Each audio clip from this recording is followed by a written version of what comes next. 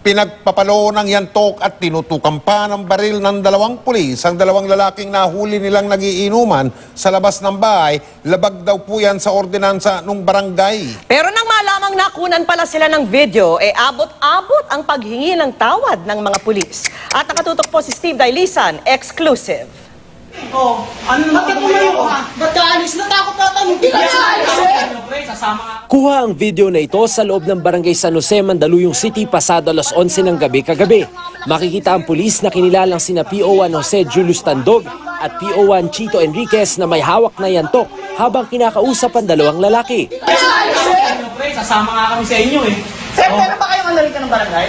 Meron kayong parang ano? Rules and regulations. Rules and regulations. Oo. Dami niyong alam. Dami niyong alam ah. Marami kayong alam. Sir, Akma pang popusasa ng dalawang lalaki. ba't nyo ko po sa akin kaya wala akong kaso? Ha? Mali naman kami, nasama naman kami sa inyo. Sumama na kami sir. Kung titikitan nyo kami sir, tikitan nyo kami. Gusto mo? Okay na. Ha? Ha? Nagigilo dito! Hoy! Hanggang mauwi sa magkakasunod na hataw ng yantok na pinawala ni PO1 Tandog sa dalawang biktima. Sige, laban! Kung putukan ko kayo! Tigas niyo. Sir, tigas sir. Gago ka!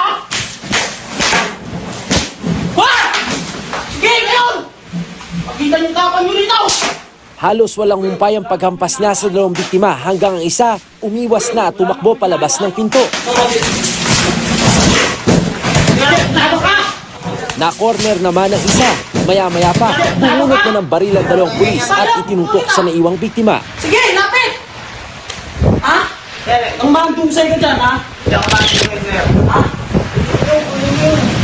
Ha? Kunin yun dyan, kunin yun. Ano mo, ha?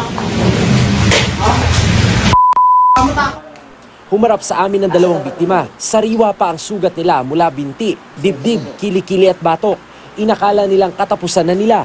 Ang pangyayari ay nagugat nang mahuli silang lumabag sa barangay ordinance dahil sa pag-inom sa labas ng bahay 10 oras ng gabi. Hinanapan nila ang dalawang pulis ng kopya ng ordinansa at hindi raw nila maintindihan ang parusang iginawad sa kanila. Yes sir, yung pagtutok lang ng baril sa akin, 2 baril sir. Wala naman akong tatakbuhan, 1 pintuan yung lalabasan ko eh. Tinikitan ko siya, parang hindi niya ako mabaril sir. Sabi niya, umupo ka niya kundi handusay ka sir, nakita niya naman sa video eh. Si Alfred ang kumuha ng video. Hindi raw niya ito inihinto kahit pa iniinda ang malalakas na hampas ng yantok. Dito kabilang, pagpalo po sa kasama ko, palo naman sa akin sir. Kaya lang daw natigil ang dalawang pulis nang dumating na ang kapatid ng isa sa mga biktima. Sa presinto, nalaman daw ng dalawang pulis na nakunan sila ng video kaya abot-abot daw ang paghingi ng tawad. Pinapirma rin sila sa kasunduang sasagutin na ang gastusin sa ospital. Pero desidido ang dalawa na maghain ng reklamo. Mensahe nila sa PNP chief. Sana sir, mapanood niya yung video sir. Yun lang po, tapos kung may mali man kami nagawa, aminado naman po kami. Pero sa mali po na ginawa nila sa amin, parang sobra-sobra naman po. Napanood na ng hepe ng Mandaluyong Pulis ang video at agad diniutos ang pansamantalang pag-alis sa pwesto kina PO1 Tandog at PO1 Enriquez.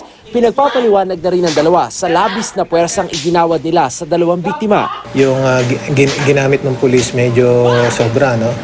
Kasi makikita natin, hindi naman threaten yung life ng pulis, bumunot siya ng baril, plus nanakit pa siya, no?